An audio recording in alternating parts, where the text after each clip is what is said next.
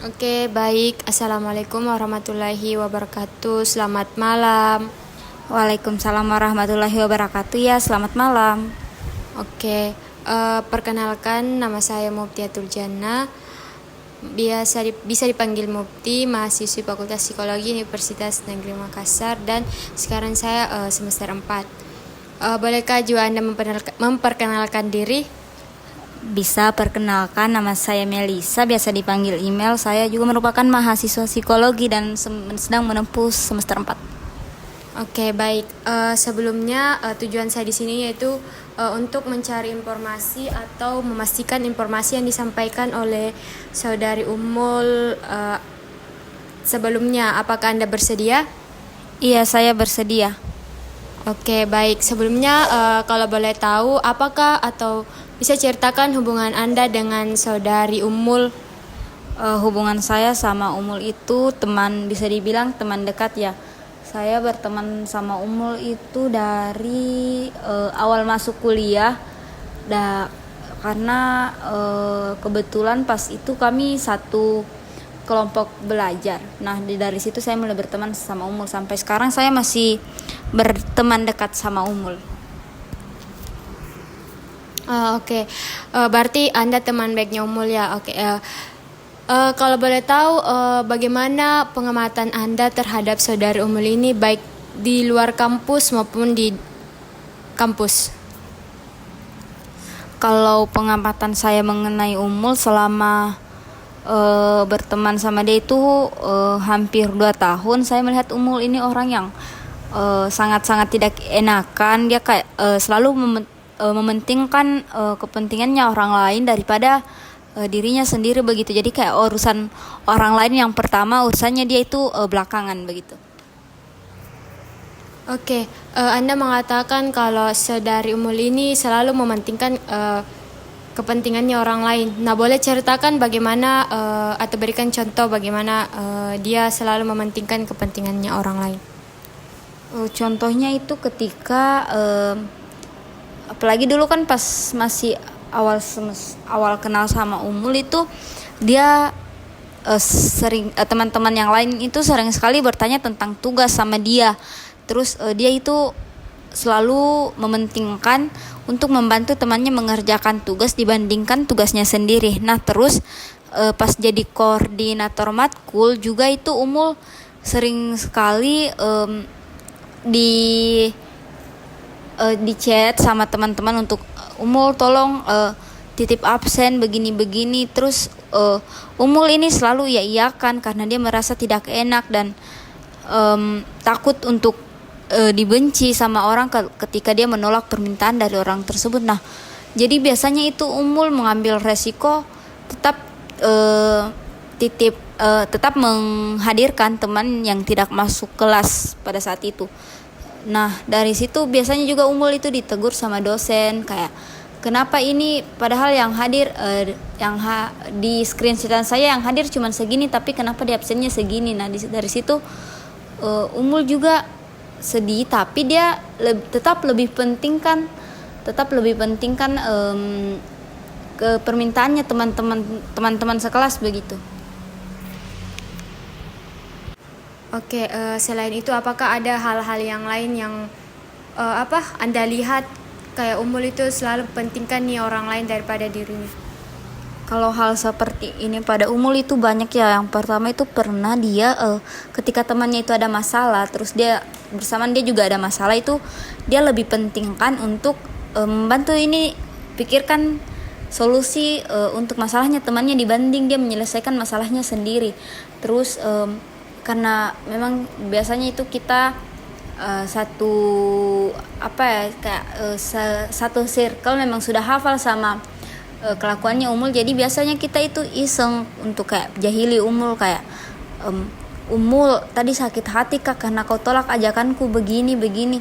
Nah, itu Umul itu kayak selalu anggap serius hal itu, dan bahkan dia tanya berulang-ulang kali, bahkan sudah lewat hari, kayak lewat minggu, tetap dia bertanya begini, woi betulan kak begini, ndak enakku betulan kah marah kok sama saya karena kutolak inimu, betulan kah?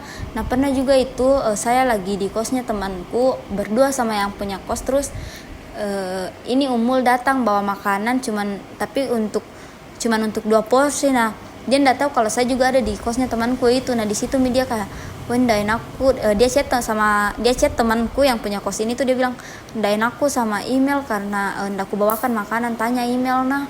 Kan ini posisinya dia sudah pulang tuh, dia bilang tanya email nah kalau memang mau makan nanti ku pesankan. Dia selalu begitu, kayak hal kecil yang memang bukan kesalahan dan ndak harus jadi permasalahkan, tapi dia selalu overthinking mengenai masalah-masalah itu. Terus kalau juga misalnya dia suasana hatinya itu kadang lagi ndak bagus gitu, terus pas kita kumpul-kumpul itu dia berusaha untuk tetap ketawa-ketawa. Nah kita ini sebagai temannya itu notice kalau memang dia ini ndak baik-baik. Nah terus ditanya kenapa kok kayak begini, kau paksa dirimu ketawa, kau paksa dirimu bahagia. Terus nah bilang takut kak dibenci atau dijauhi karena merusak suasana kak, karena kau semua lagi ketawa-ketawa tapi tiba-tiba cerita kak tentang masalahku, nanti malah dijauhi kak, begitu. Dia sering sekali begitu. Oke, baik. Apakah saudari Umul ini setiap hari dia melakukan hal tersebut atau cuma jarang yang sepengamatannya Anda? Hampir setiap hari sih. Contohnya itu yang biasanya kalau di kelas itu dia lagi belajar atau kerja tugas, tapi tiba-tiba ada teman yang minta dia untuk temani ke WC, itu langsung dia iyakan. Tapi nih saya lihat ini lama-kelamaan Umul juga capek sama tingkahnya sendiri, kayak merasa tertekan, tapi dia tetap tidak bisa untuk menolak.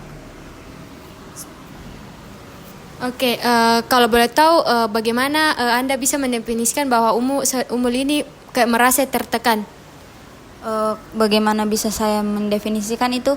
Kan biasa ini Umul itu orangnya ceria, kayak memang dia ndak bisa disembunyikan perasaannya atau kelihatan dari ekspresinya begitu. Jadi ya itu pernah memang juga bilang kalau itu sebenarnya dia merasa terbebani, tapi ya ndak bisa juga dia lawan itu rasa ndak enakannya. Oke, baik. Kalau boleh tahu, apakah pernah ini saudari Umul pernah cerita-cerita pengalaman yang pernah dilalui sehingga dia melakukan hal tersebut, atau memang dia orangnya tertutup atau bagaimana?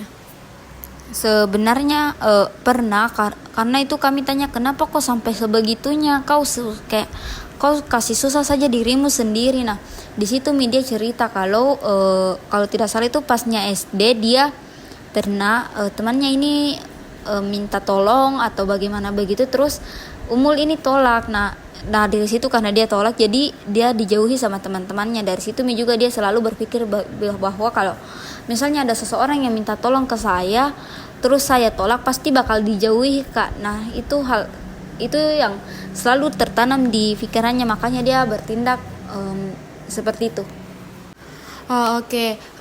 Apakah sebelumnya Anda pernah memberikan saran atau mengingatkan kepada saudari Umul ini untuk tidak melakukan atau lebih melakukan hal seperti itu?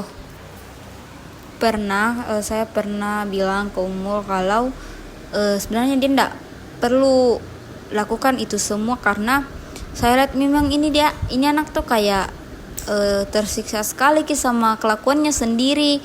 Terus gue bilang juga Umul kok ndak boleh begitu, karena jatuhnya nanti ini orang berteman sama kau karena cuman untuk memanfaatkan jekot. Nah terus saya lihat juga ini Umul memang ada usahanya untuk begitu ya, tapi tetap dia juga pentingkan orang lain.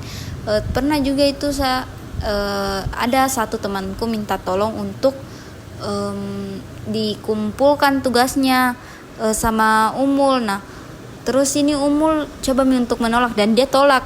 Tapi setelah dia tolak itu lagi dia cerita kalau Windain aku takutku dibenci begini, takutku. Nah cerita ke yang lain, baru yang lain juga takut jadi benci sama saya. Selalu ke overthinking, bahkan itu overthinkingnya tuh kayak sampai berhari-hari selalu itu terus natanyakan, kayak misalnya toh lagi kumpul lagi terus dia bilang, weh betulan ndak apa-apa jika ini kutolak permintaannya si ini pas itu hari untuk kumpul tugasnya karena betul-betul ndak bisa kau ndak ke kampus kah juga. Nah di situ juga kita sebagai temannya itu bilang, weh ndak apa-apa ji, hakmu ji untuk menolak, bukan ji juga kewajibanmu untuk selalu kasih senang orang lain begitu, bukan kewajibanmu dan dah harus kau merasa bersalah ketika menolak kok. Oh, oke, baiklah. Saya rasa informasi yang Anda berikan sudah cukup dan sudah cukup yang saya inginkan. Saya ucapkan banyak terima kasih. Wassalamualaikum warahmatullahi wabarakatuh. Sama-sama. Waalaikumsalam warahmatullahi wabarakatuh.